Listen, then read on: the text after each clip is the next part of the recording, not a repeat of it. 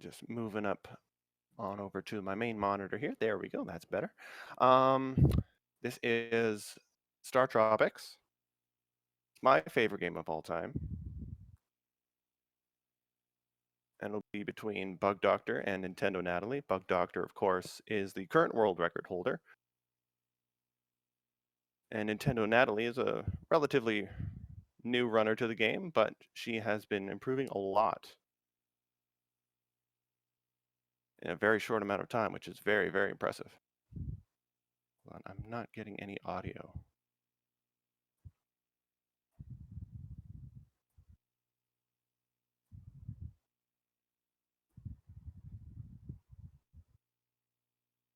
Or is it on BugDoctor's audio?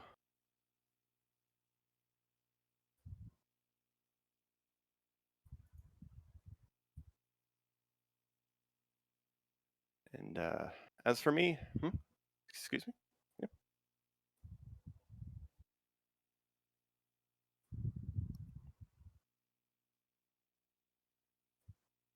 And as for myself, I run this game. It's the only game I run, but I moved recently, so I can't really run it right now because internet is wireless and streaming on wireless not very good.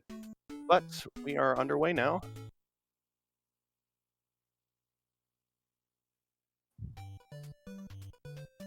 And they're off. The first chapter is fairly easy, as most first levels of most games should be. They have to talk to a very specific number of villagers.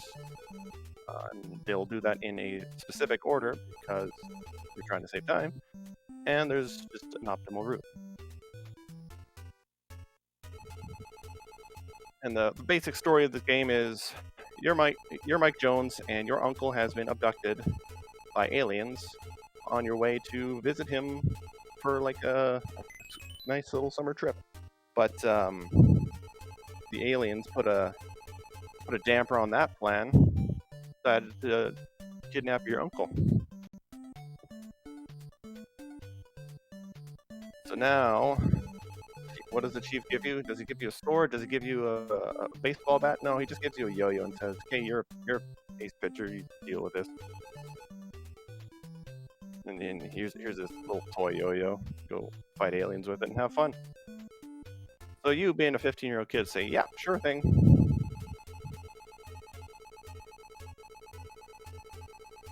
Because why not? Doesn't sound dangerous at all, right? It's totally normal. The first dungeon is actually pretty technical as far as first levels go. The first few screens, as you can see, BugDoctor executes flawlessly, and Natalie unfortunately struggled a little bit, but it's not a huge deal. She can quickly recover. But it just shows you how technical that it is and how easy it is to mess it up. And it's really hard to get it right. I don't even get it right, especially that second room with the 3 jellies that you have to kill. That's easier than it said than done.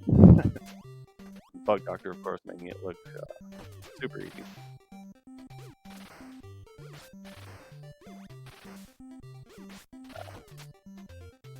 Not much else to say right now, but I'll give you a brief rundown of the kind of core mechanics that make up this game. Everything is on a grid, as you can see. You press the direction like up, left, or whatever, and you move in that direction. You move like a full square in that direction. You can't like stop mid-square or anything. You can't free jump like around the game screen. In StarTropics 2 you can, but in StarTropics 1 Mike hasn't learned how to do that yet. So you have to be jumping onto something with one of those green tiles or across like a square of water. And BugDoctor here going up against the first boss. Oh, he gets trolled a little bit. What we want to happen is we want to get hit by the fire and use damage frames to just walk over the snake and be clear of the boss without having to actually fight it. So what I like to imagine is you go inside the snake and kind of fight him from the inside out, and you beat him that way. That's my headcanon right there. Nintendo Natalie looks like she got a better snake pattern, so hopefully that helps her catch up a little bit.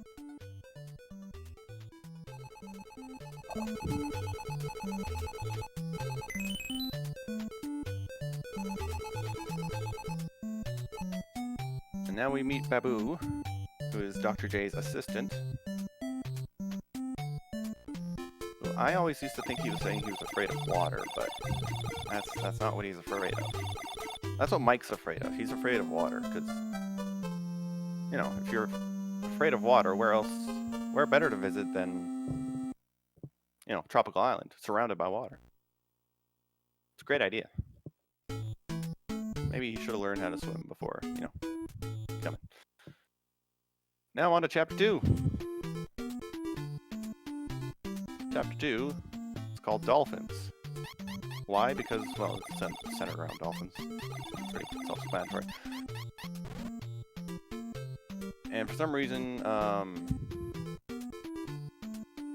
your submarine can translate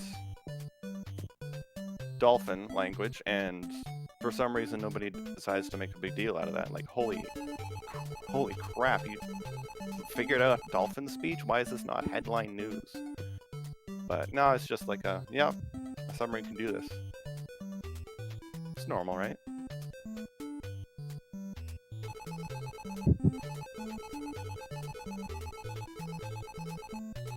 Makes me wonder what other kind of animal language he's been able to translate.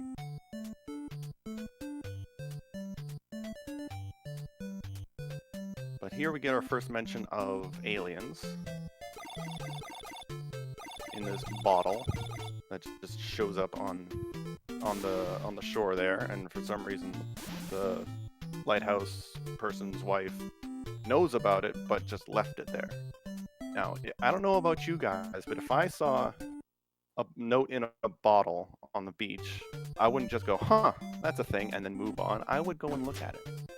But regardless, we're on to Chapter 2, and you can notice BugDoctor does little kind of pivots, like right there. He just looked up a little bit and took a little bit extra time. That was so that he would line up with the pattern of these sinking tiles, so that he wouldn't just sploosh right into the water and die. He takes like little tiny pauses in specific spots.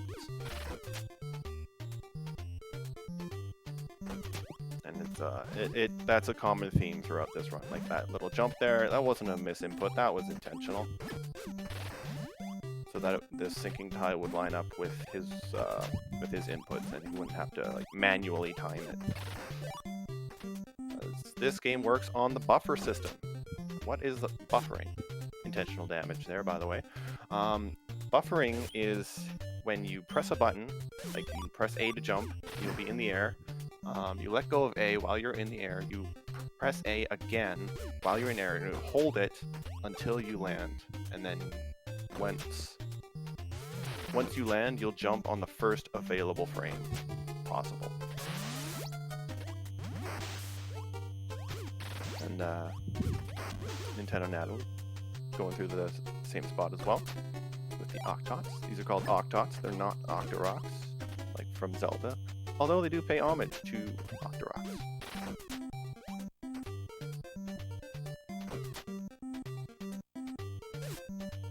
And intentional damage there because those starfish things only do half a heart of damage, so it's pretty negligible. Nothing to worry about. And this dungeon drops a lot of hearts, so we can refill those in a minute. Well, not on BugDoctor's screen, but oh, Nintendo Natalie almost missed that one. That would have been hectic. That baseball bat is really satisfying to use, but if you miss that, if you do it too early, then you miss like 2 of them, and then you have to chase them around, and it eats up a lot of time. Shit. Oh, BugDoctor got hit by Octo the Huge.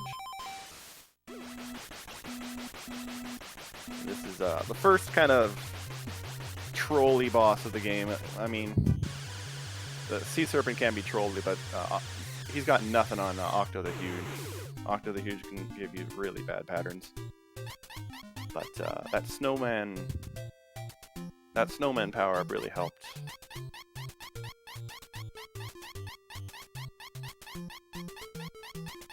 What the snowman does is it freezes everything on screen, as you saw, and helps you one cycle him. It's possible to do it, as you saw with BugDoctor, with just one use of the snowman, but for new runners, usually, because they don't have the mashing technique down, they'll usually, as a safety, just use two snowmen, because you get 2 uses of it, so. And here's kind of a trolley pattern for Natalie. Yeah, he's content with just staying up there. Oh, yeah, ooh, you might need to use 2. We'll see. Yeah, just for safety, yeah. Yeah, you might need to use 2 there. And BugDoctor's going on to Chapter 3, the longest and one of the hardest chapters in the game. In fact, I might even say the hardest chapter in the game, simply because of the equipment that you're expected to clear it with. And just how long and grueling it is.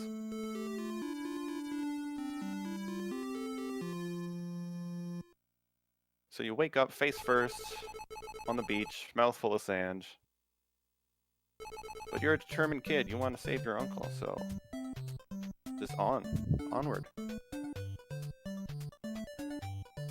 No time to stop for coconut milk, which is in that hut. It would heal you to full if you go in and get it, but that takes way too long. And we're in a speed run. Ain't got time for that. This is Chapter 3.1 right here. Dodos are really annoying enemies. It's like they're not very tricky to deal with, but kind of figuring out where they're gonna go.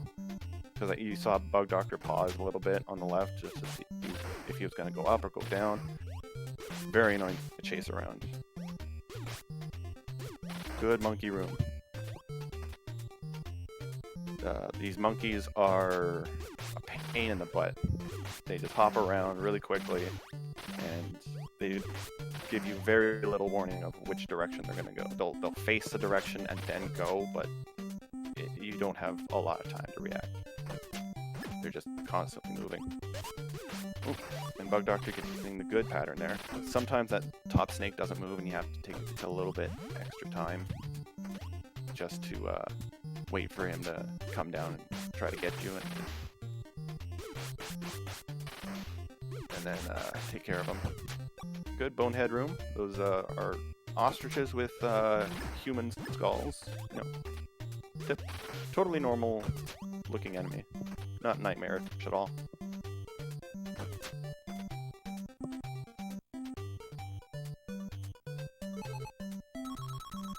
And Nintendo Natalie getting her dodos going down. Unfortunately took some damage there.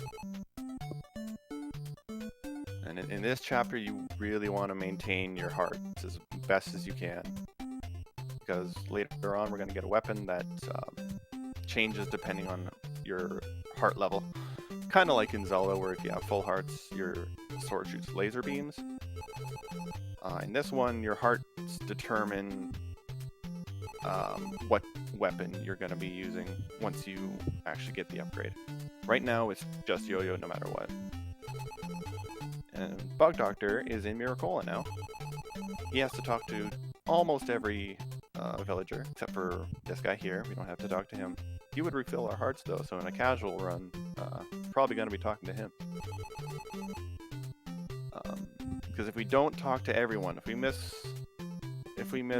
any of the key NPCs, then this guard will say, "Who are you? Stay away from here." And that's a common theme throughout the game. So he's talked to everybody, and we don't talk to this guy either. This dude just hanging out there. And this chief tells us that his daughter Bananette is sick, and has been sick for quite some time. and we need to visit a magical Mountain Hermit who apparently knows a magical spell to heal things.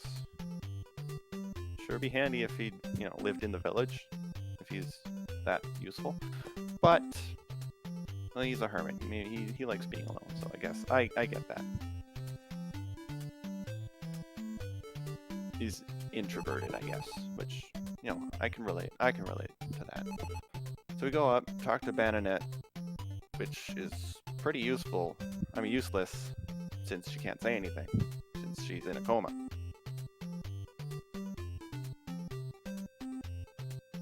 So I don't know what the use of going to talk to her was when all she just says is just snoring sounds.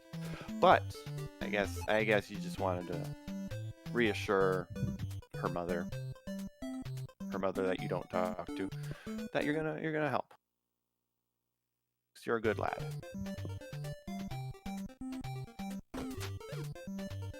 And in exchange for saving their daughter, the chief says he will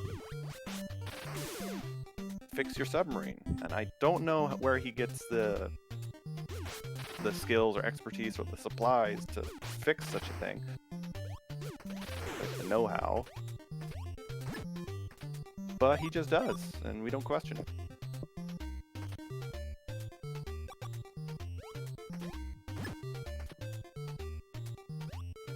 And sometimes these gadflies that BugDoctor is dealing with right now can be a little trolly, but they behave. And he used the baseball bat in order to time this just perfectly, so he can grab the hearts and be on his way. See if he gets the swag turn. Yeah, he got the swag turn. Nice. See, he turned on the same frame as entering the stairs so that he'd be facing the right way and save a couple frames.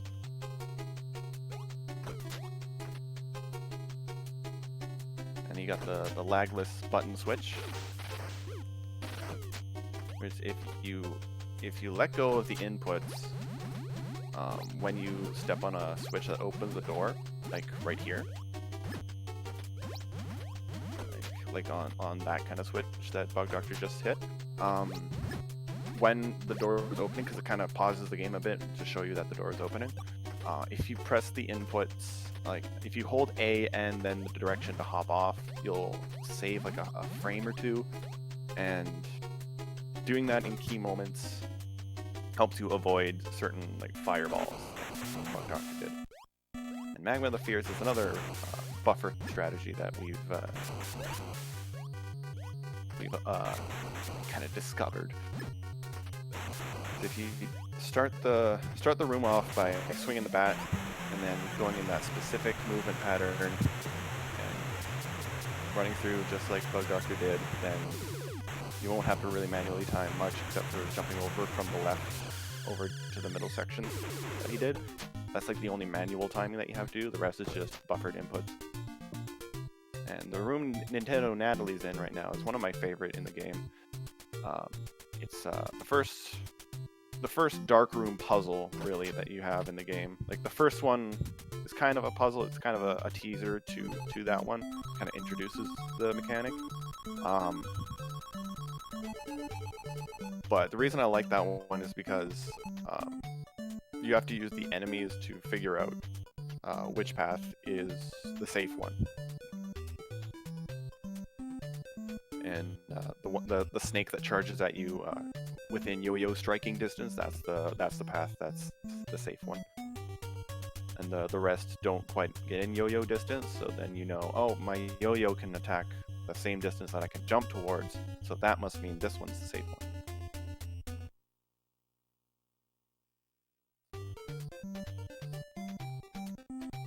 I think that's a nice, clever, if simple, puzzle. Ooh, the Bone Dog's trolling BugDoctor a little bit. I was watching Nintendo Natalie, I'm not sure if he got hit. Did he get hit there? I just looked over and saw him getting trolled by the doubled up Bone Dogs there.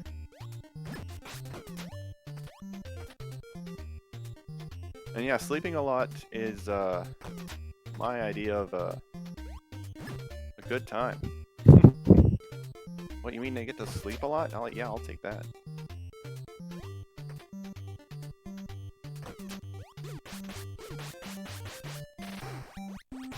Works for me. And so this is the introduction of the mummy enemies. They're yo-yo sponges, I like to call them. Now, in this room, BugDoctor for some reason just likes to dance around. I'm not sure why he does this. It doesn't seem needed at all. I guess he's just showing off and just being a goof. But no, really. There's ghosts in that room. You can't see them. You can't damage them, even if you know where they are. And he just jumps there because there's a ghost there. And he knows the pattern. That room, that first room with the ghosts, it screws me up every time. I keep forgetting where to jump, where to pivot. Even when I learn it, I take a break from this game, I come back, I forget the whole thing. But BugDoctor making it look easy. Oh, he did. The BugDoctor just missed the lagless switch there, so he had to pause a little bit for that fireball to go. Because if he did the lagless switch, then he could just jump off right away. So it cost like a couple frames, but it all adds up. It all adds up in the end. This run is full of just little tiny micro time saves like that. Uh-oh, got hit by the Mr. Armstrong. That's the official name of this enemy in the instruction booklet. And these are actually called moo-moos, not mummies, but just call them mummies because they're mummies. And we never see it in a run. In fact, we never see this item at all in a run, but there is a stopwatch item in that room, which either stops or slows time with those moo-moos in it. Yeah, those bone dogs that almost trolled BugDoctor in a couple rooms ago. I keep dying in that room for some reason. I don't know why. They keep bunching up on each other and stacking like that. And I'm always at like 2 hearts or even 1 heart left. And sometimes a star spawns and then it gets in the way of your yo-yo because you can use the yo-yo to pick up a star or a heart. And sometimes that can wreak havoc, as 0 kills found out last night. And we just got the mirror, took care of those Wizrobe looking enemies. I forget what they're actually called. We've reflected their projectiles at them. This mummy room is difficult because you have to keep track of those mummies that spawn on the bottom of the screen. Those ones you don't need to kill. Some more Wizrobe thingies here.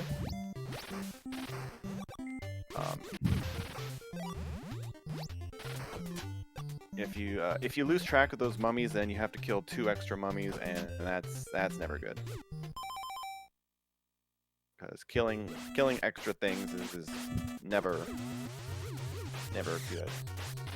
And now we meet Maxie, the boss of this stage.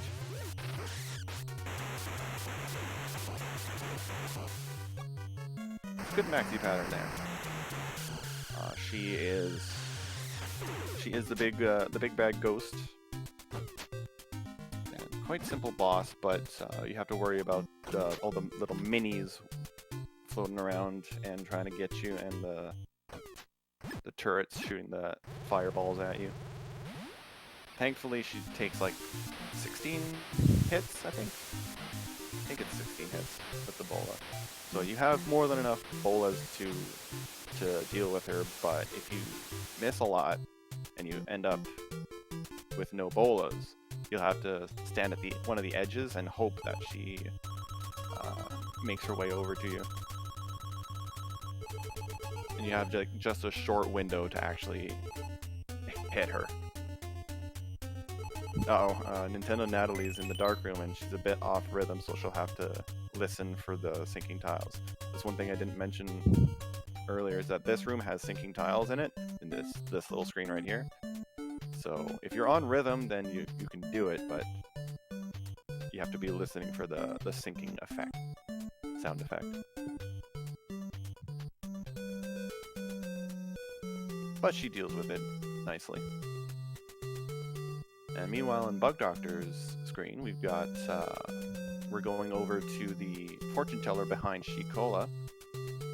This is a little bit of what you could call a sequence break. Normally, in like your first playthrough, you would go here, talk to her first, and then she'd tell you about the crystal ball over in Ghost Village. And then that would be your reason for going over to Ghost Village, but since we as players already know that, we skip that bit. The only instance in this game where you can actually skip being told what to do before you can actually do it. Pretty much everywhere else in the game you have to actually be told what to do before the flag is triggered that allows you to do it. Like, if you don't talk to the head warrior, like she'll tell you to talk to the head warrior before you leave. If you don't talk to her, the flag isn't set to open the next dungeon. And do we know anybody that's forgotten to talk to the head warrior on a run in a race? Do we know anyone who's done that?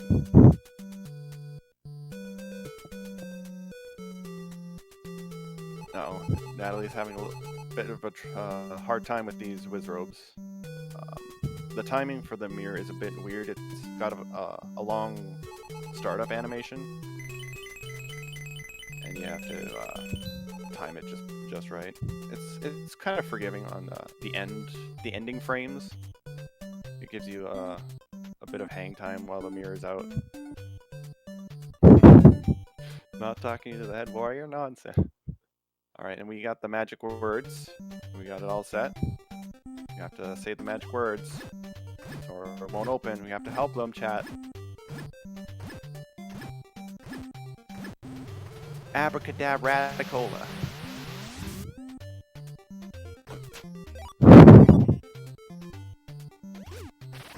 Yes, Mickey Dadrad, that's never going to work. But yes, for anyone who isn't in on the joke, I forgot to talk to the head warrior in a race. That was embarrassing. Because what happens then is that you go to that dungeon, you jump on the block, expecting to hear the sound, you don't hear the sound, then you remember, oh no, I forgot. Then you have to go all the way back to the fortune teller. All the way back and change back into the alternate clothes, and then talk to the head warrior again, and then go back out and then change back into Mike again. It's a long walk of shame, let me tell you.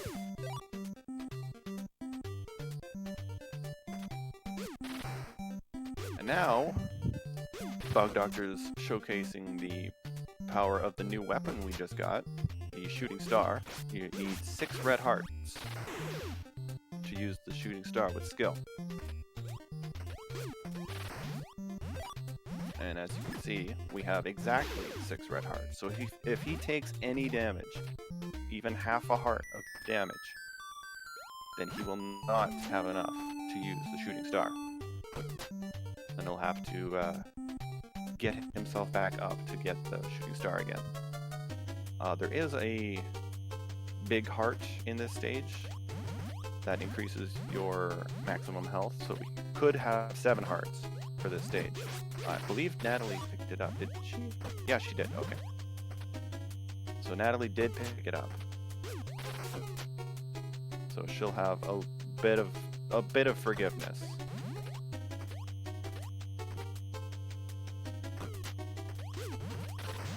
But for BugDoctor, he can make no error. No more damage boosting for him for this stage.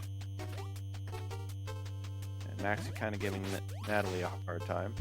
I think there's 2 more hits. There we go. When she starts charging like that, then she's 2 hits away from death, I think. It's either 2 or 3. And those eyeball things are called goglins, I think we call them goglins.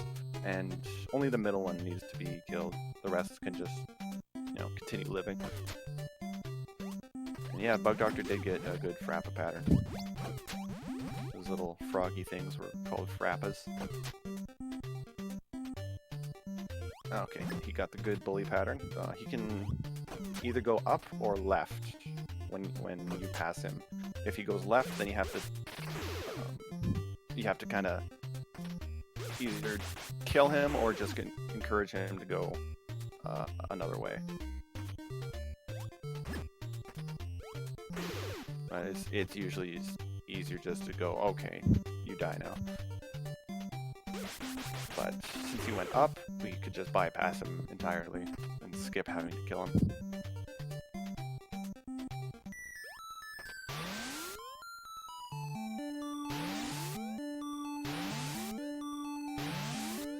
So now we're at the end of the chapter for BugDoctor.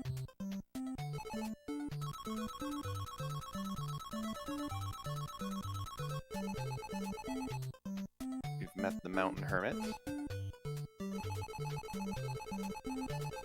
And fun fact, this Mountain Hermit actually has an upward-facing sprite that is never actually used in the game because you can never talk to him from behind. You can only see it through Game Genie codes to walk through walls. Now, we have to sing Surfin' Bird at Bananette, and then she gets so fed up with that song that she wakes up and yells at us. Papa uma mau mau, papa uma mau mau. No, sorry, that's in the next game, sorry. You say papa uma mau mau in the next game. You think I'm joking, but I'm not.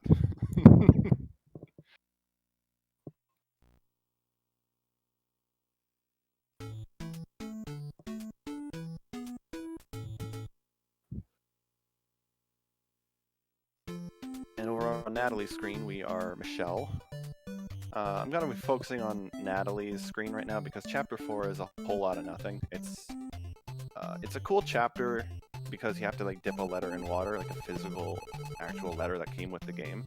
So like that's a really cool part, and it like shows you like a code, like 747 by the way, and then you need to put it in the submarine to continue on with the game. But it's all overworld. It's all just overly long whale-like hallways, and there's not a lot going on. There's no dungeon, so we can focus on Natalie for now.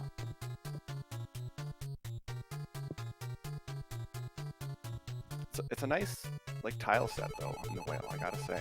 I would like a dungeon in that kind of tile set. I don't think it would look really cool. All right, magic word time.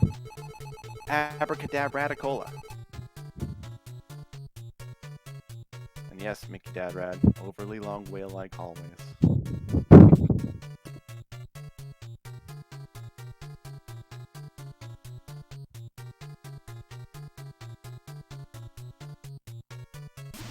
Alright, those octots were behaving. Sometimes they like to get in the way and you have to kill some of them.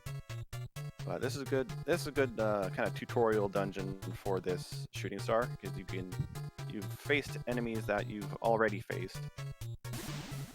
There's a specific movement pattern in this room that BugDoctor did that I still can't do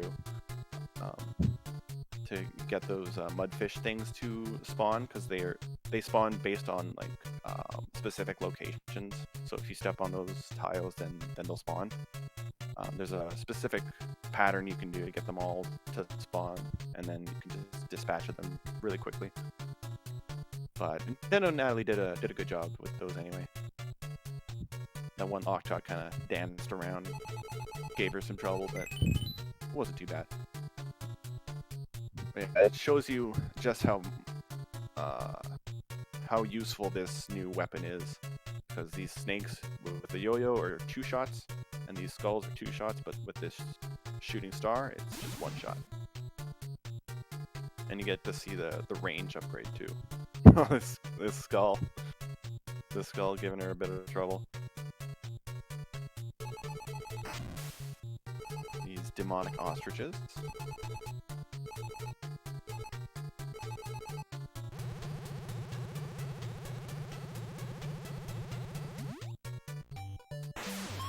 And these white tiles are kind of mean because when you first step on them, it's kind of up to chance or whether you decide to jump right off it or not, because if you don't jump right off those white tiles that Natalie just went through, then you just sploosh into the water.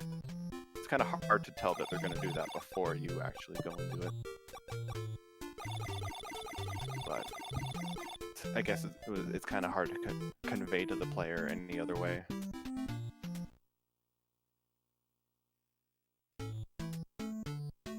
That they're going to do that other than just coloring them differently. Alright, and still some more overworld stuff for BugDoctor. It's going to be a little while before we get into a dungeon for BugDoctor.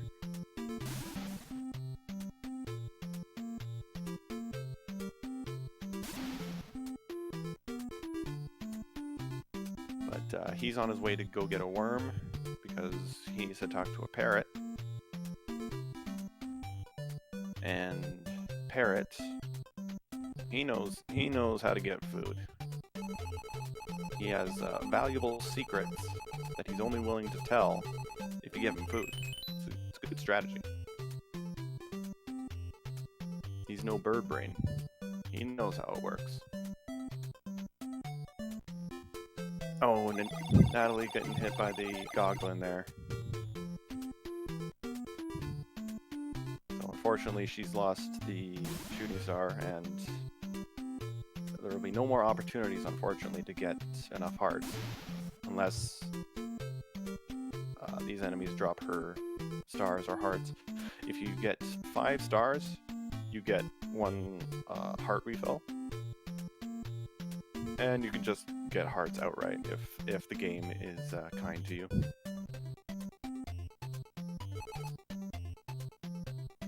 And for some reason, we didn't keep the lighter from Chapter 4, because wouldn't that lighter be handy for this ship that we can't get under? It's made of wood. Bring the lighter with you, maybe? I don't know. Burn the ship down, bypass this entire chapter. Why hasn't Mike learned you can just solve things with fire?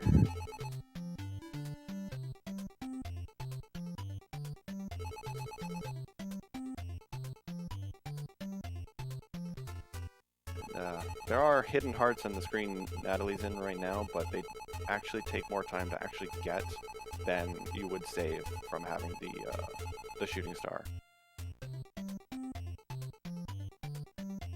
Because you can just wail on that thing and it dies pretty quickly, even with the yo-yo. One up, there we go. Alright, on BugDoctor's screen we are talking to Peter the Parrot. He's a descendant of the parrot that the captain of that ship belonged to. So that, of course, means he knows all the songs that his grandpa parrot knew, because that's how it works, right? So he told him a song. He said, "Do me, so far, do me," and he's not saying anything suggestive, so get your mind out of the gutter. If you're familiar with a musical scale, or have seen the movie Sound of Music, you'll know the musical scale of do, re, mi, fa, sol, la, ti, do, and then that'll clue you in on this next puzzle here. Once you see a means to play music, which is a giant organ. Like on that one Simpsons episode where Homer's playing around on it.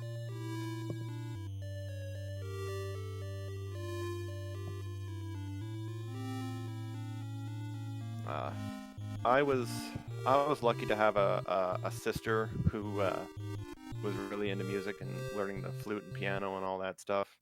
So when I was little going through this, I had no idea what this was, but my sister was like, "Oh, I get it." So that was her contribution to the family playthrough.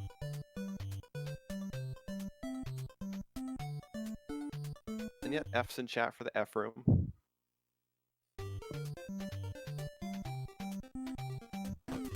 And this dungeon is all about traps. Kind of like it kind of leans into the Mike Jones kind of reference of American pop culture, the whole Indiana Jones. This is where Mike's last name kind of comes into play here. These arrows, you just run, run, run. And you have to do a little pivot here to get that to pop out in the right place, so you can just go.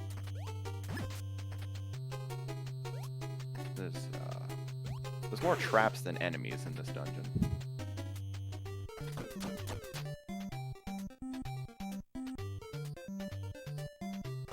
This room's particularly clever too, because it's another example of watching what the enemies do and having them kind of show you the way. Because wherever these rats can't go, that's where a pitfall is. So that's how you figure out that puzzle. In that room, you just have to kill the bat and the snake too if it gets in the way. And then you're on the way. You don't have to kill these Noctos here, your official name, but doing so helps prevent them from coming back and biting you later. Alright, this is the bowling ball. You can even tell they went through the effort of putting finger holes in the bowling ball, just to let you know that yes, this is a bowling ball, not just a big boulder. I don't know what giant is playing bowling here, but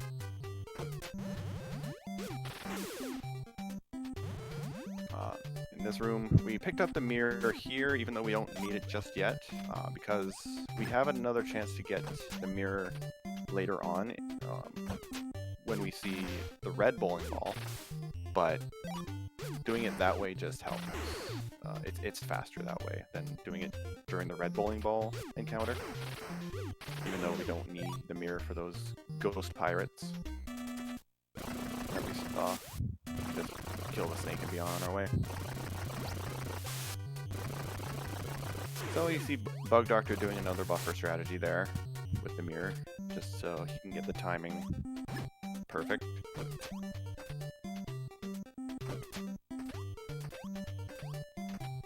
No trouble from the bats there. And if he killed those red minotaur thingies, they're called bullies, then it would open the right path, and then you go back to where you got that rod with those four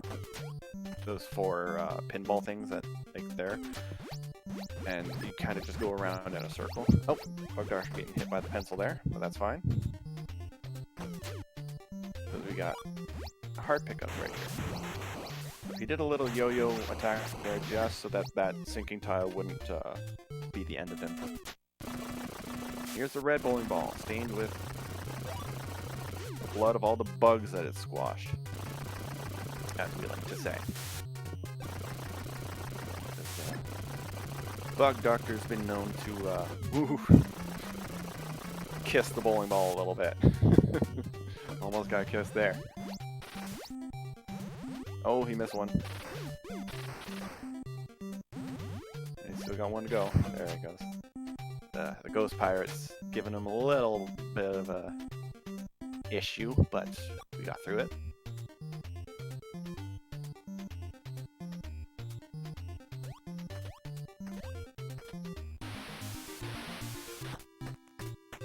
And get your 07s ready in the chat, because we have this nice little rendition of God Save the Queen.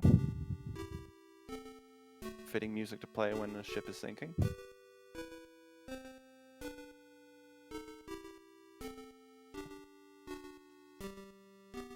This would have been a lot easier if you just kept that lighter and just burned that thing to the ground. Or ocean, I guess.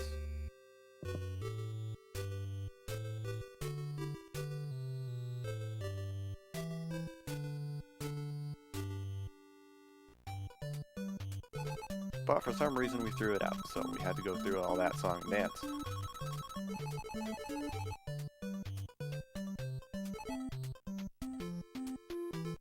And now we're on to Chapter 6. A lot of open world, a lot of overworld in this chapter as well.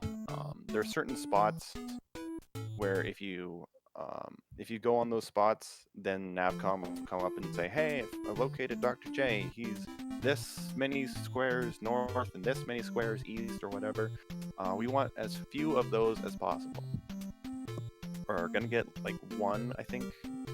Yeah, I think you only get one over in the overworld. And each time you exit the submarine and enter it, it goes through this cutscene of Navcom telling you Dr. J's location. So we want to not get out of the submarine at all. Not even to get the Big Apple. Which does nothing. And in those stairs would be a big heart, but we're not going to get that. Because we don't have time. That's probably the worst heart to get in the game. Because of, it's just out of the way and you gotta go through that cutscene thingy. It's just, even for a new runner, I would not recommend getting that heart. It's just too much of a time sink.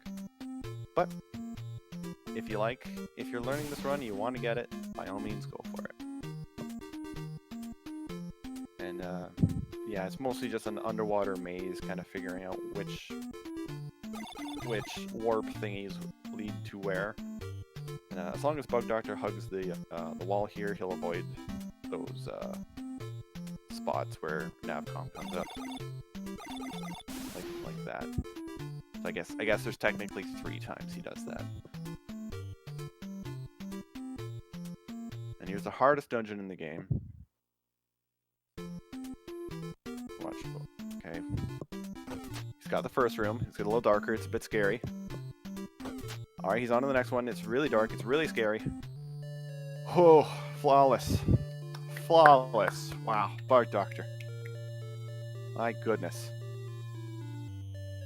I close my eyes for that one. It just scares me way too much. I can't look at that dungeon. But onto the real 6-1. We got our new power up, which some players think is permanent. I've watched several people playing this for the first time and think that that's permanent, but no, it just lasts for one screen, as you can see by my shirt. But it lets you jump over 2 tiles of water rather than just the one. I've seen many people just go sploosh right into that water thinking that they still have the power up. Pretty funny. And so BugDoctor is going to get hit by this Octot intentionally in order to get the sub-pixel properly. And I'm not even going to begin to try to explain that, because that just goes over my head. And he'll get this secret medicine with those hidden tiles, which as a kid I knew about the ones on the top, but I didn't know about the lower one to get up there from the white tile. That was a new thing that I learned since running this game. All these years later, and you still learn new things. And here we have Octo's brother. Oh no, you got hit. Essentially, it's Octo the Huge, but reskinned. We call it Turboss. I mean, you don't want to jump before that door opens. I've made that mistake before, and also in the Octot room that he just went through, where you jump before the door opens, and you just go sploosh into the water. Very embarrassing when that happens.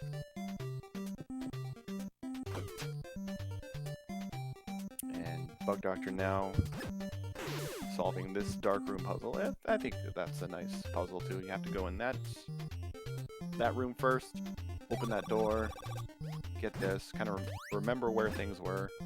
I think it's a nice little puzzle there.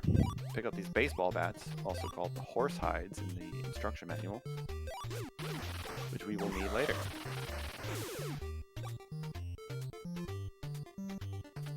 And this long room is a pain.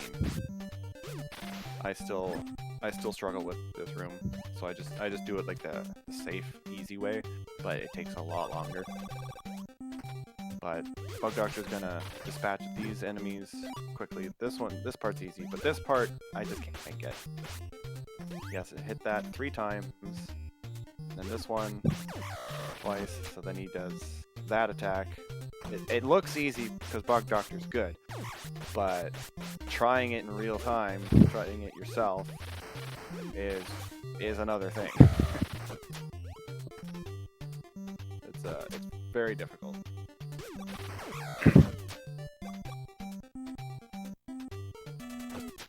So now we're on to Broken Joe.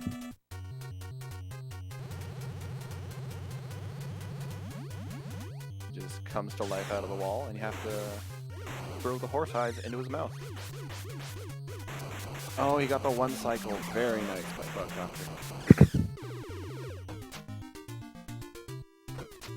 And Natalie going through the green bowling ball. Didn't do the buffer strategy, but that's okay. You still got through it. And yeah, that shoe power-up is what I would imagine that Mike Jones's final smash would be if he was ever in Smash Bros. I think that would be fitting. Hashtag Mike Jones for Smash.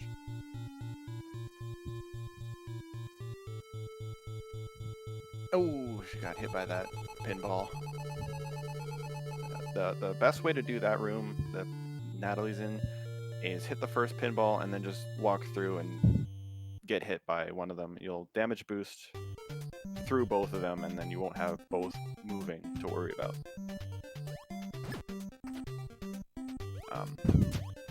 The dungeon BugDoctor's in has trolled me a couple times because I've just forgotten, but you don't go up like you would in every other dungeon in the game. You actually go right through a hidden hole in the wall.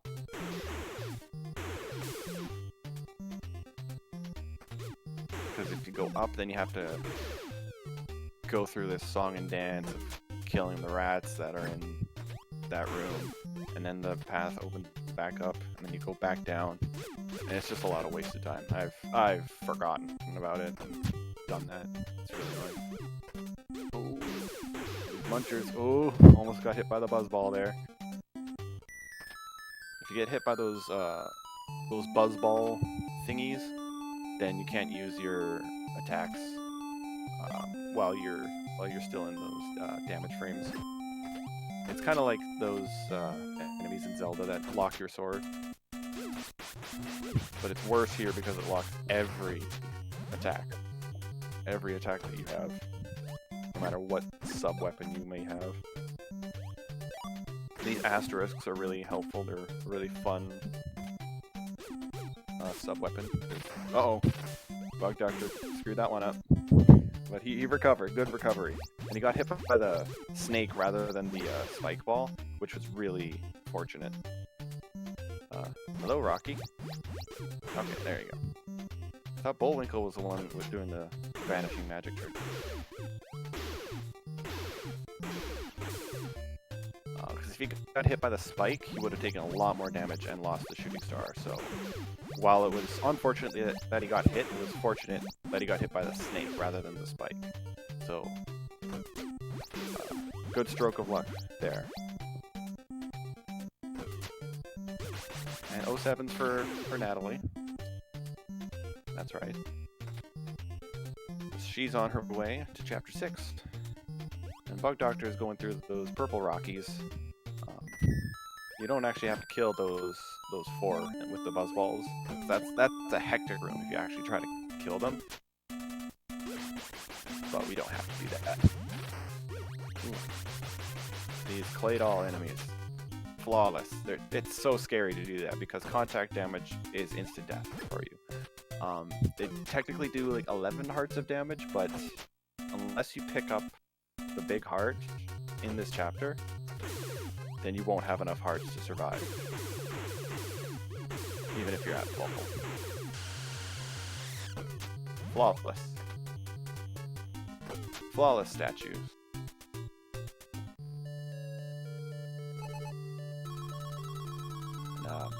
That statue boss that BugDoctor just did, it's definitely preferable to have those asterisks when facing that boss, but if you for some reason run out, and then you're down to Yo-Yo, and you don't know what to do, you can actually jump on the chest of those statues. It doesn't look like it's a tile that you could jump on, but it actually is.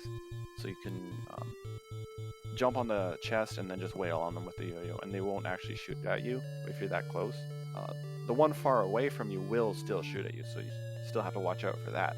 But the one closest to you won't actually shoot at you. It's actually like a rule in this game not many people know about. If you're right up against most things, not everything, but most things that shoot projectiles, if you're like right up against them, most of them won't actually shoot.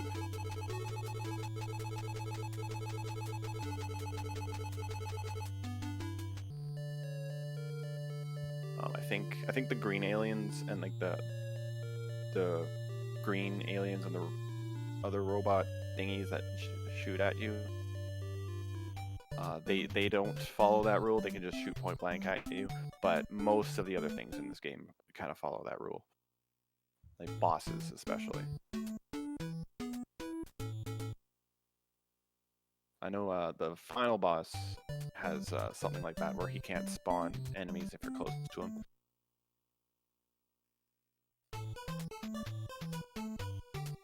And now we're in a spaceship. This game is basically completely changed in terms of like tone and like a tile set. It's completely different music, completely different look for the dungeons, completely different enemies.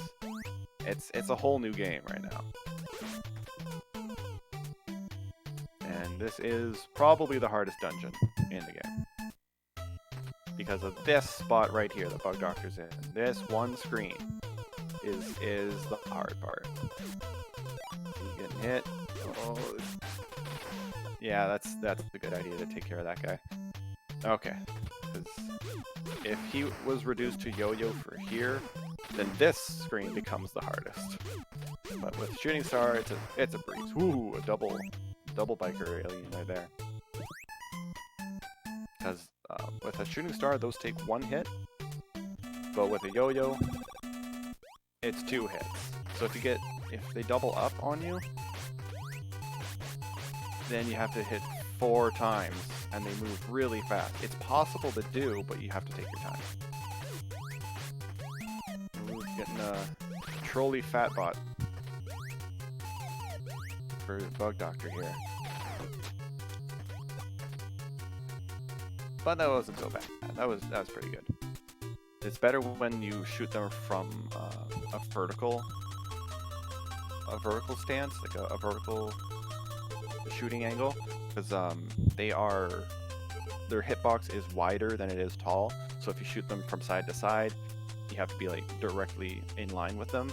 Whereas if you shoot them up or down, then you have a little bit of leeway with their hitbox. You don't have to be completely square with them.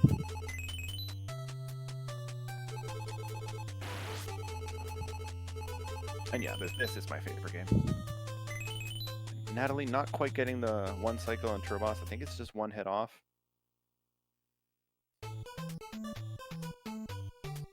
There we go. And now BugDoctor is enjoying the new weapon upgrade, the Supernova. It goes the entire length of the screen, and it does 3 times the damage the yo-yo does, I believe.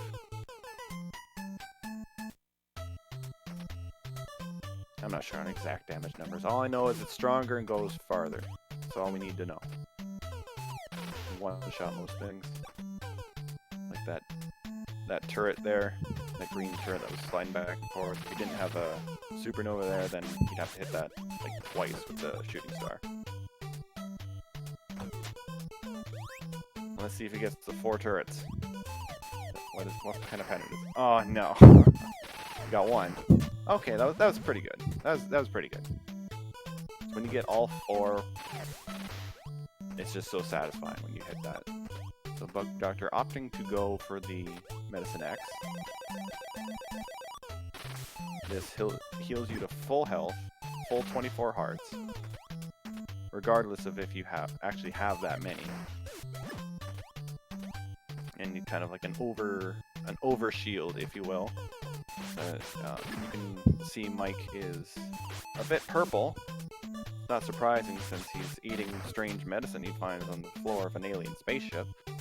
Which kids, don't do that at home. Don't consume pills you find on the floor, whether they're on a spaceship or not.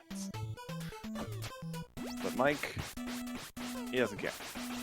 He just goes for it anyway. Turns out good for him, but could have turned out bad. And yeah, it would just slowly tick down his health until he's at his proper maximum.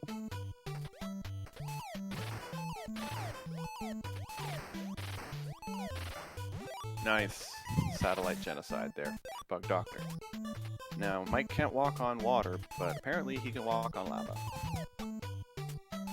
Oh, he's doing the swag one. That's the harder one to do.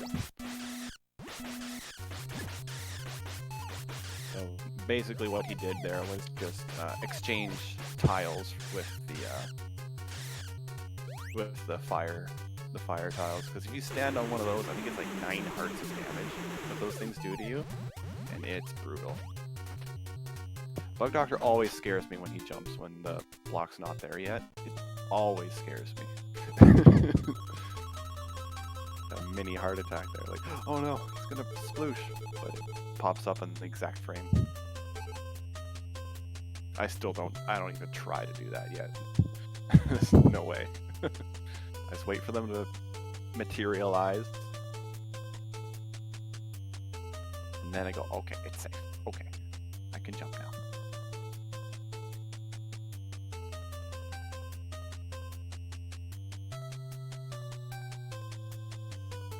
And one thing about these maze-like hallways is that I find that they're overly long and very, very maze-like.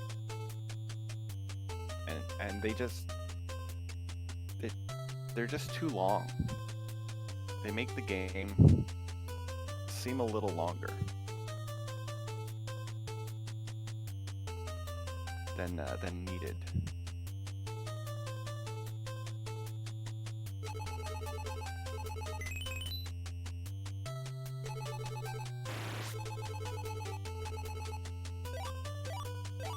And getting this blue cube fills Mike's health all the way to full. So now we've got full health. We're ready to take on the last chapter of the game. And it's a good thing that we're gonna have all that health for the first boss, because the first boss is hard. So it's a good thing it's not gonna put us at 3 hearts or anything. That would be silly, because it just filled us up. So we're gonna start the next dungeon with full health. Yep. Totally a thing that's gonna happen. Alright, 24 hearts. Here we go. Spoiler, it's not gonna be 24 hearts.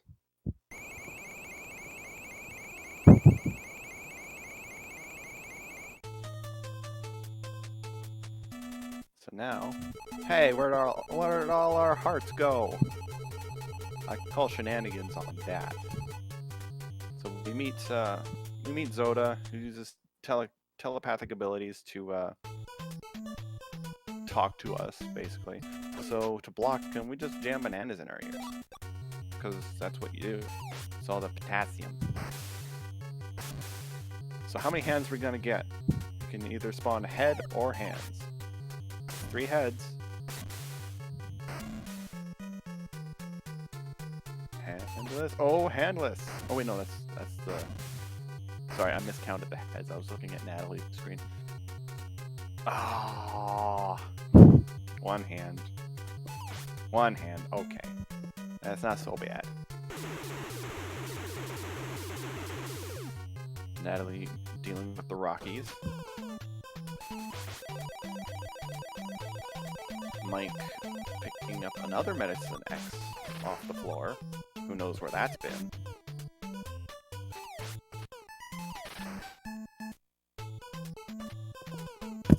Almost as disgusting as eating chicken nuggets you find in a cave on the floor. Can you imagine anyone doing that?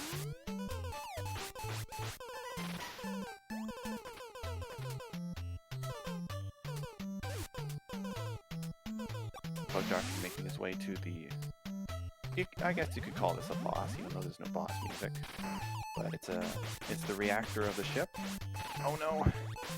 He might be able to do it. He might be able to. Oh, he got it. Nice. One cycle reactor. It's really hard to do. Now he's on to the final boss. Time is gonna stop soon. Hopefully. Still on a sub 105 pace. It's amazing to watch, folks. It's amazing to watch. Will he go for aggressive or play it safe?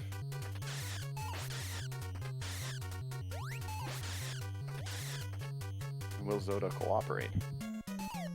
So I don't think he'll get the credits warp, because I think I saw 2 of them spawn already. So if he spawns 2 of those enemies, then the credits warp won't happen. But if he doesn't spawn them, then upon defeating this boss, you will warp straight to the end credits of the game. Ah, there he is. Yep. No credits warp. Oh, wait, no. I guess they didn't spawn it. I thought I saw 2 of them spawn. Oh, well, there you go. There's the credits warp right there. It's hard watching 2 screens at once. So we got... it's kind of unfortunate when you get the credits warp, because there's supposed to be like really cool music that happens during this credit sequence, and it's really nice. But now it's just the slideshow, which it's amazing pixel art. Don't get me wrong. It's amazing. Like, look at this. Look how detailed it is. And this is NES. It's crazy. Nintendo Natalie getting the secrets that not a lot of people know about. She needs a bit of a helping hand there, which no shame on that at all. And needed a bit of a heart refill. There's more stuff here, so if you run out during this boss fight,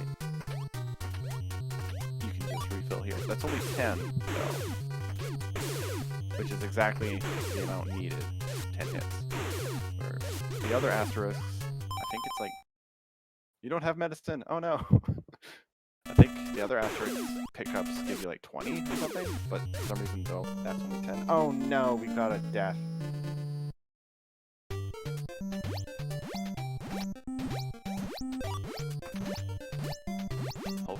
Hopefully next time will be better.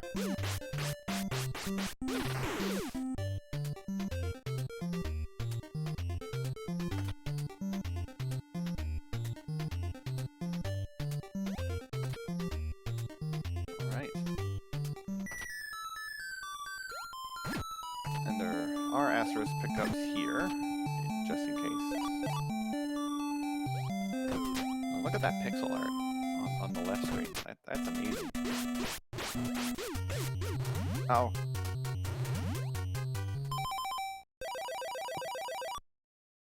So we're back up to shooting star, that's good. So thinking about these Claydol enemies is that when you're in line with them and they walk a tile towards you, they have to shoot. That's just how their AI works. So you can use that to your advantage. Hit them while they're spinning around and doing their shot, and jump if needed. And it's actually better to get hit by the bullet rather than contact damage. Then you get damage frames to walk away, and you still take damage, of course, but you don't just get hit.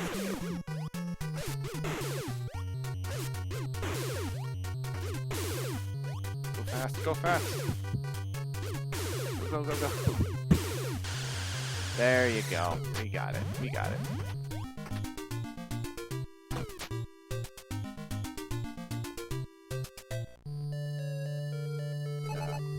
And a nice 104 through 37 for BugDoctor. Still amazing. Still amazing. I don't know how it gets consistently sub 105. it's amazing to me.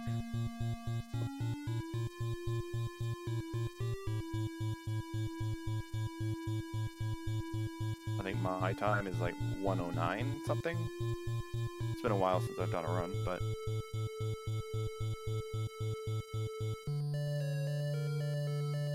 hey, BugDoctor, how's it going? Hey, good. How are you? Good. How'd you feel about that run? It felt pretty good. It was actually on a pretty good pace for maybe a high 103 for a while, and then Chapter 6 had some weird issues there, and it kind of slowed me down. So yeah. If I got to Chapter 8 on a 103, I was gonna try and go crazy on Zoda at the end and maybe try to do it, but it didn't end up happening. So then I just kind of played it safe. But yeah, no, it was yeah, the run felt pretty good. I think. I don't remember if there was any sketchy stuff. No, it seemed pretty standard to me. Like nothing especially bad happened. Yeah, the fat bots kind of took forever. Yeah, that's like the one thing I could comment on that kind of went sour. Is like the fat bot kind of hung out to the bottom right, which is really weird. Yeah, it's just like, get over here. I want you to die faster. And then I took a hit from Turbos as well when I was trying to jump to the left, and then I guess my controller didn't input left when I pressed it. I might have pressed it a little bit late, but anyway, but that's a good reason to grab that medicine in the in the room before, because fighting that thing with the yo-yo is guaranteed awful time loss.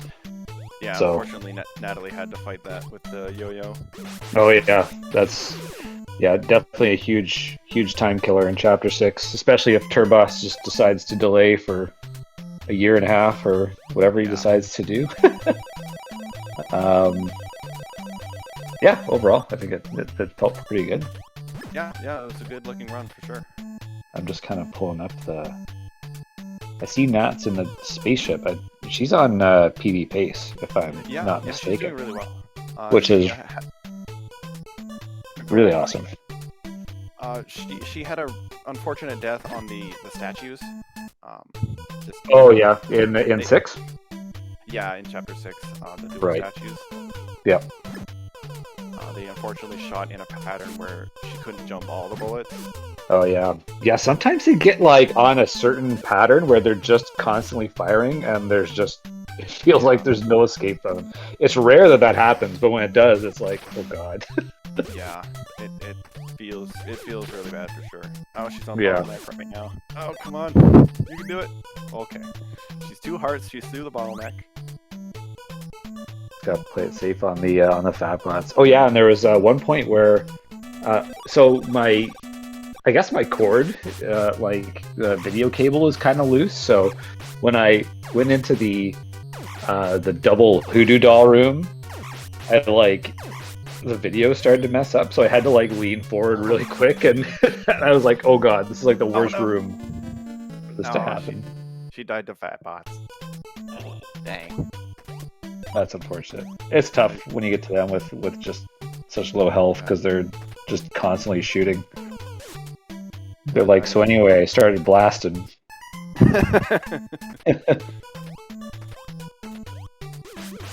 Yeah, it's always a hard attack when you have controller issues or video issues, any technical issues during a run. Right.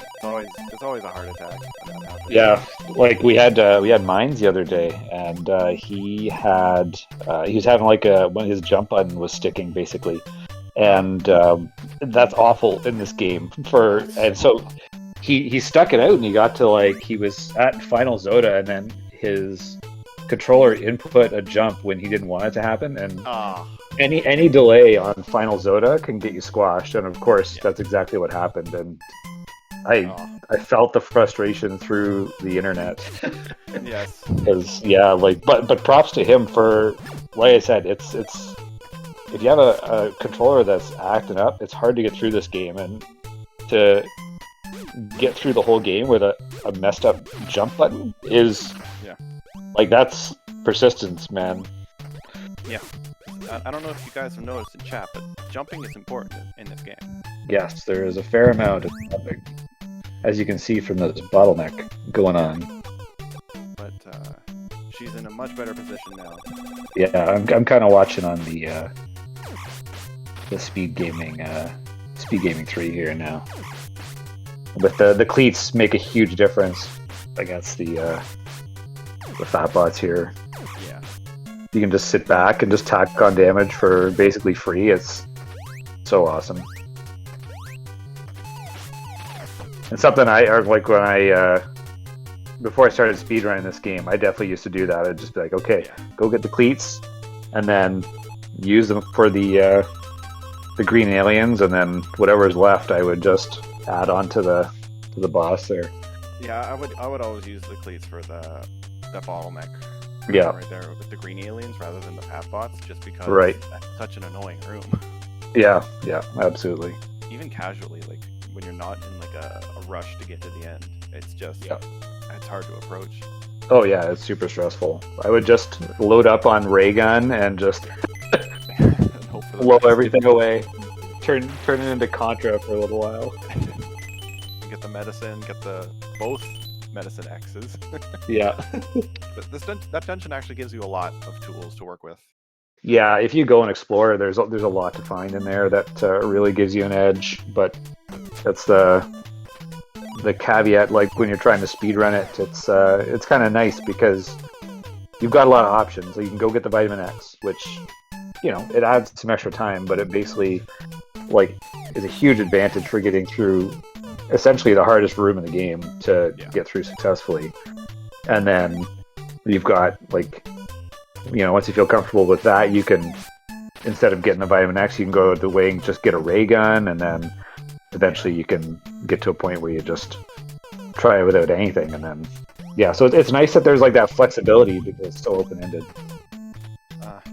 Jeff would have given her a good pattern, but she went up. Oh no! Got shot by Jeff. Oh yeah, I just saw you got shot there. Should have kept just going. Oh well. Jeff blasted me too. Yeah, I saw that. It's classic Jeff. Got hit by the spike. But there's one thing where I saw. I just remembered you got hit by one of the snakes in the spike room in chapter 6. Spike room, let me think. Remember with the asterisks? And oh yeah, that was just I inputted a jump wrong, I think, and I just ended up doing that room entirely wrong, and I was I was like, what the heck happened? That hasn't happened to me in forever. And then I was waiting around for the Rockies for a super long time too. Yeah, they kind of delayed a little bit. Yeah. But fortunately for you, you got hit by the snake and not the spike. Yeah, because that would have been. Yeah, it's a huge difference. I think it does twice as much damage. Something like that. It's a lot of damage getting hit by the spike. Go, Natalie. You don't need the gun. You don't need the gun. Okay. You're at full. Don't worry about it, though. Yeah, just safely blasting the satellites. It's important to take your time through the force field room if you don't have much health, because they basically react to where it is rather than hoping. Because it always just seems to spawn exactly where you want to go if you don't wait for it. Yeah. And just like that. To answer your question, Dr. Jerkberg in chat, BugDoctor's world record holder. That's the answer to that question.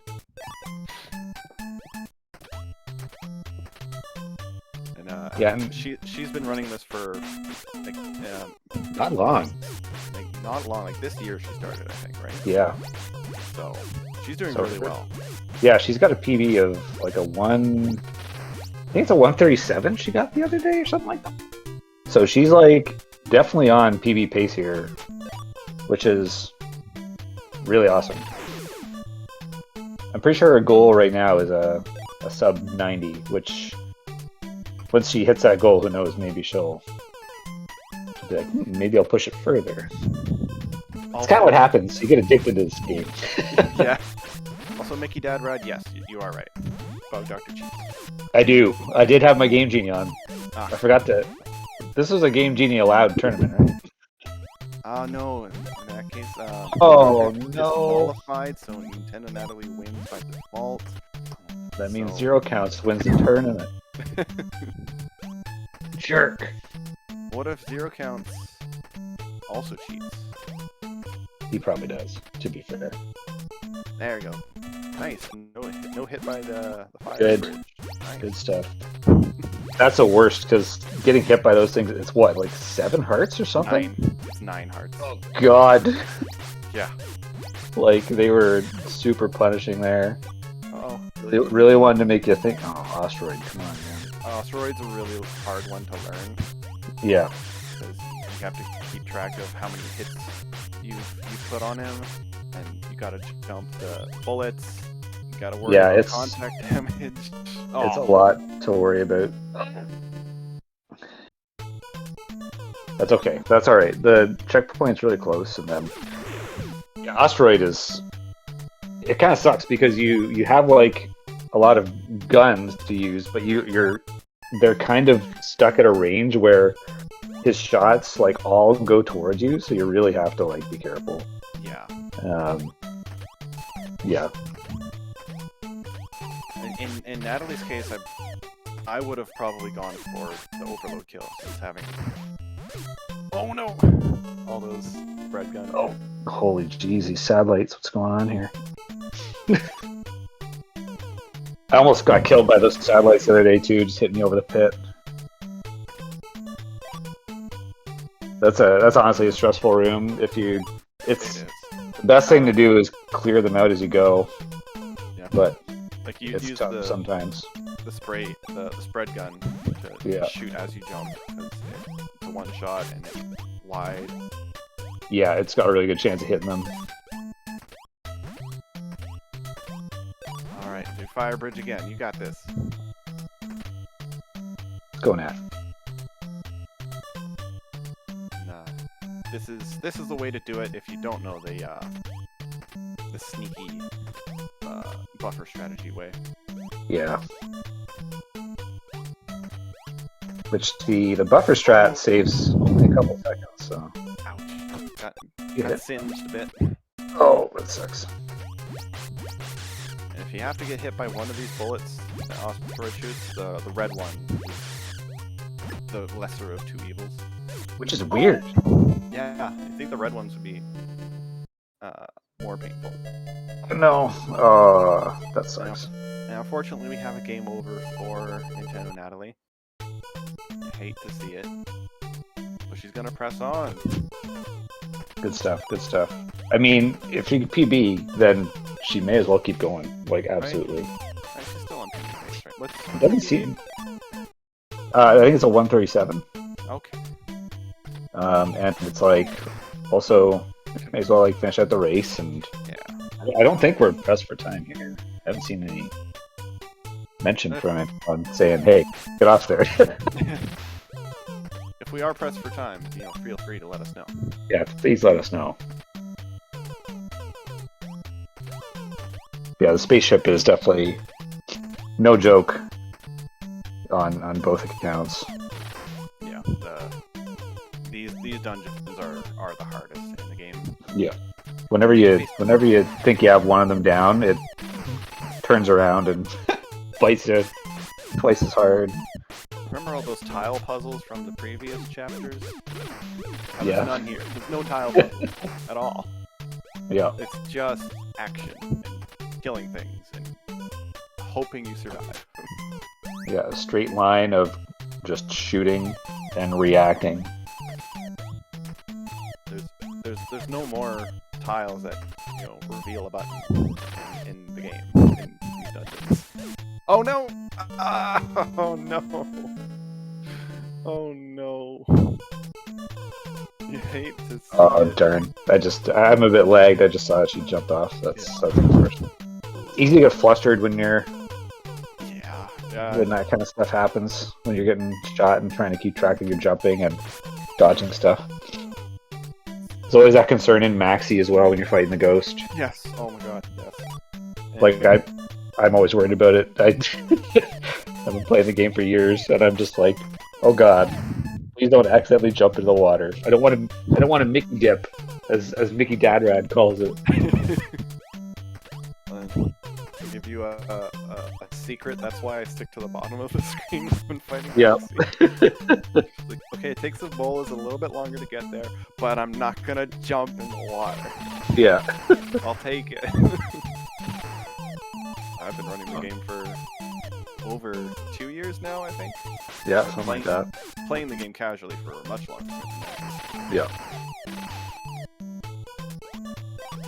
That's another thing. Nintendo Natalie picked this game up casually, I think this year too, right? Or maybe. Yeah, I think she literally did her first playthrough this year of the game. And then went straight to speedrunning. Yeah, and then she was like, "I like this game." Yeah. So why wouldn't? It's a great game. Exactly, it's flawless. Whereas people, the more experienced runners in this community, like BugDoctor and Zero Counts, they've been playing this like since childhood, so it's like, ingrained in our memories. Yeah, I got this game when I was like 5. Same. Yeah. Yeah, and Fulco brings up a point as well. It's her very first speed game as well. So first playthrough of this game this year, and also her first choice for speedrunning, which is pretty cool. It's a good game to start off with for speedrunning. Yeah, it's a like a straightforward run. Like learning the route is fairly straightforward, and then mastering it is like a completely different thing. Where there's, like the route, and then there's all the little tiny execution things that you can do in every room to kind of knock your time down bit by bit. Right. And you really feel yourself improving at this game when, like, whenever you get like a new PB, it's like a huge. It feels great. Yeah, it does. In the games like Mario 3, it's a good speedrun game, but it's very technical. Like, you got to get like frame perfect jumps and all that stuff. Yeah, right. So it's really intimidating to go into like a really popular speedrun like that. Yeah, for sure. You've got so many people trying to run it. Yeah. So many like little tiny things like hammer bro manipulation. Like, I don't even understand all that stuff. Yeah. This game's got none of that. Yeah, we have snake hand stuff, RNG. and that's it. Oh yeah, and hand RNG. Yeah. Just like Mario 3. Yeah. Go. No. Don't go. Okay. Got another crack at the satellites here. There. Okay. Okay, good. She played it safe on the pits. All Good. right. She's in good shape. I'm hoping she gets this PB.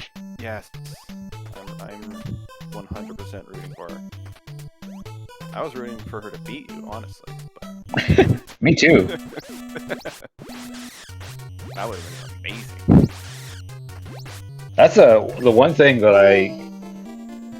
Oh no! What happened? Oh. Touch asteroid. Oh, it walked forward. Oh, Yeah. what a jerk! Should have kept shooting. That is a rude bot. Don't let off him. Yeah. And there's also, like the nerve factor. Oh yeah, absolutely. People in a race. Yep. It's not easy. Yeah, first speed game in the same year that she's done her first playthrough, and she signed up for a streamed tournament. Like, the nerves. I don't think I would have done a tournament of this game back in 2018 or whatever when I started learning it. That takes nerves. Yeah. Even experienced runners will do really stupid things in a race because there's the added pressure. Like, some racers even forget to talk to the head warrior. Who might that be? Who might that? And yeah, Demo in chat, he also runs this game, and yes, it It is no joke, this game. So it's super hard, and it is. It's one of the... I always hear people say it's tough, so... Yeah. Looks like we've got Nat saying she's forfeiting here. Okay. All right, GG's to her here. Let's get GG's for Nat in chat. She did well. Hey, look, she PB'd. Awesome.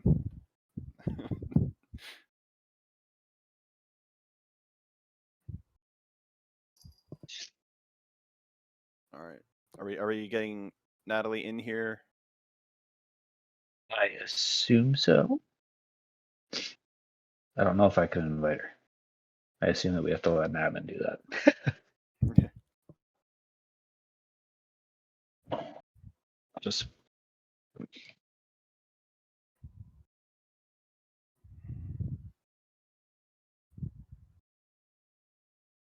ask her if she wants to join some challenge. So are you joining me on the mic for the next run? I'm gonna try to. I think I'm probably clear for the evening to help commentate that last race. But I will absolutely let you know. Good, because it's hard doing this by myself. Yes, yes. It's hard making it interesting. And I forgot to get a glass of water before we started, so I'm thirsty. Okay, she says she's gonna join, so I'm just gonna see if I can ping an admin. Yeah, Folko, you get that 103. You get that 103.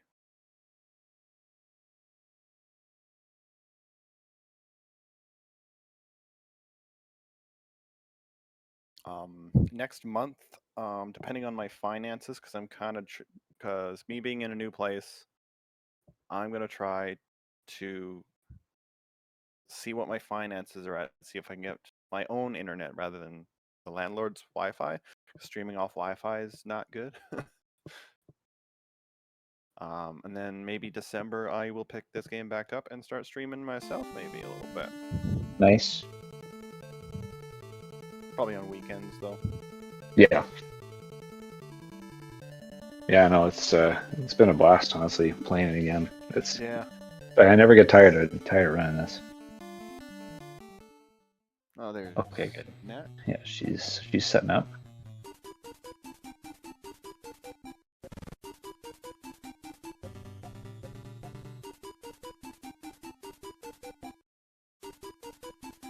Okay. Hey, how's it going? Hey, Nat. Oh, can you hear us? We cannot hear you. Yeah, I had some audio issues to sort out earlier. Oh yeah. Discord does weird things with audio sometimes. Yes, it does. Natalie, can you hear us? We still can't hear you.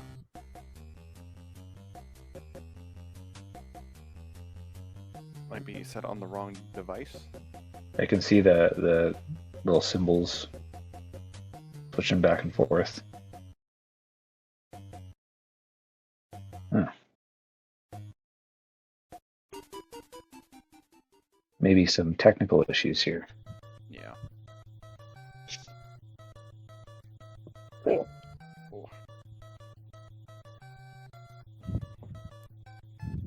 And of course, my cat demanding attention from me right now. Of course. Of course.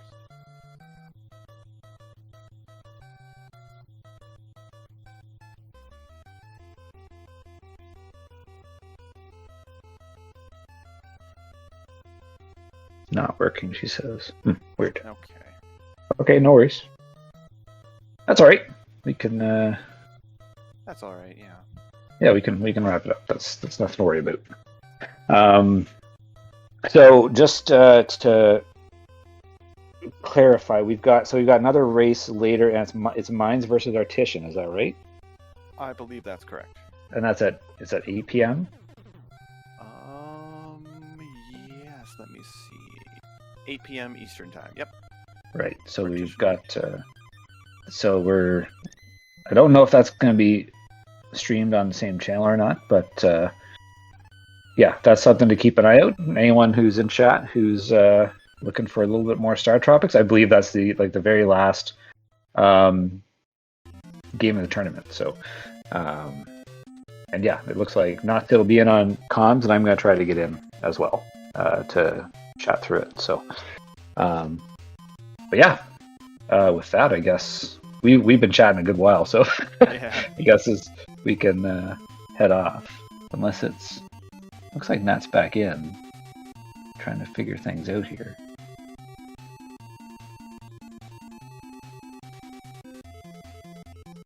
Oh, you've got some time to kill. Okay, she's saying, don't worry about it. Okay. Okay. That's quite all right. All right. Well, in that case, I guess we'll wrap up. Thanks for watching, everyone. If you ever are interested in learning the run for this game, or just want to hang out with a bunch of people who like StarTropics, by all means, track down the StarTropics Discord. It's a very welcoming community and very helpful if anyone wants to learn the run.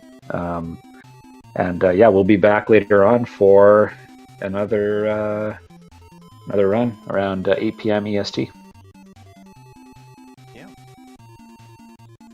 So I think it looks like they're still trying to figure things out here. So I don't want to just end in case she can get in on vocals. We'll keep yapping until someone says, "Hey, shut up." Yeah. Darn StarTropics people won't stop talking. So Natalie's restarting Discord right now, I think. Oh, thanks for Mickey just dropped the Discord link in the Are you able chat. to? There you are. Oh, I can hear you now.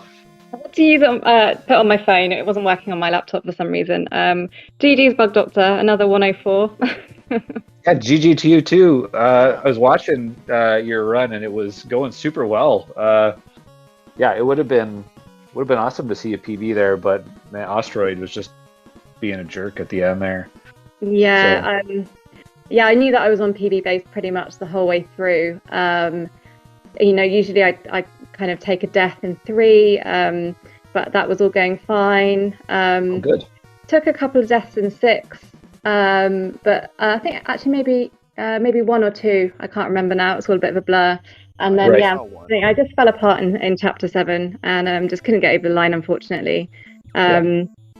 But yeah, I think it shows that I'm progressing in the game. So I used to struggle with 3, and then I used to struggle with chapter 6, and now I'm struggling with 7. So it's kind of progress in a way. Yeah.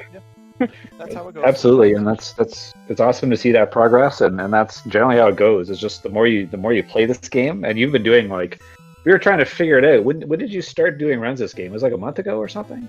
Yeah, a few weeks ago, not very long. Oh wow. Yeah, so you've already knocked your time down like mad, and you're basically on pace to have like a 20 something this time, which would have been like an extra 10-minute PB, which is huge. Like that's nothing to scoff at. So yeah. No, I would be over the moon with anything under 90 minutes. So yeah, absolutely. And yeah, so you can definitely nail that goal, and it probably won't take you too long if just keep at it. So that's really good. Thank you very much. That's very, very kind of you to say. Yeah, GG's again on another solid, consistent 104 there. Thank you very much. Keep at and thanks to Notsid for commentating for us as well. Yeah. Much appreciated. Yeah, it was kind of last moment, but thanks for coming through. And it's always good to have someone familiar with the game on comms able to talk about it. And you're definitely very knowledgeable, so it's good to have you on commentary here. Yeah, hopefully I wasn't too boring and I didn't ramble on about nothing too much. I'm sure you're good. I'm sure you did great. I look forward to watching it back. Yeah, same. Yeah, I guess with that, shall we hop off? Yeah, absolutely. Thank you so much again, everybody. Very much appreciated. Yeah, thanks for watching. Yeah, take care, everyone, and yeah, watch for the other race coming up later this evening at 8. Before you go, I do want to say something. Okay. So with this win, this means that BugDoctor has gone undefeated inside of this tournament, which would clinch the championship. Cool. Nice. Congratulations, BugDoctor. Thank you. But definitely on the behalf of SpeedGaming, we want to thank the StarTropics community for coming on by and partaking in SpeedGaming Live 2021. It was a lot of fun seeing all the strats being played out here in these various StarTropic matches. And we do want to thank all of you. And once again, congratulations to BugDoctor. Thanks. And it's been awesome to just... it was awesome to be invited to highlight this game on your channel. And it's just nice to see any outreach with respect to StarTropics and trying to get it out there to show people more people to run, because I find that when you show people the run for this, they take a lot of interest, and we usually get like 2 or 3 new people in the Discord wanting to learn it. So yeah, so thank you for having that as a highlight on Speed Gaming. Hey, much appreciated. Thank you, everyone. Thank Take you so care, much. all. GG's again, Nat. GG's. GG. And we'll see you later. Take care. Bye. Bye-bye.